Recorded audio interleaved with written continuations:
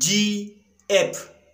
Viewers, जी F का क्या मतलब है, आइए सीखते हैं आज की इस छोटी सी वीडियो में। जी एफ स्टैंड फॉर गर्लफ्रेंड, यानी लड़की दोस्त, गर्लफ्रेंड। दूसरा मतलब है जीएफ का गए female.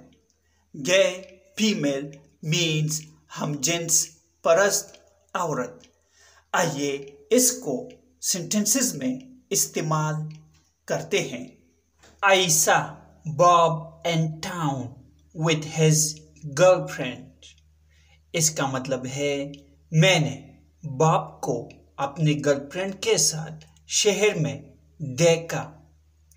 He doesn't have a girlfriend. उसकी कोई गर्लफ्रेंड नहीं है।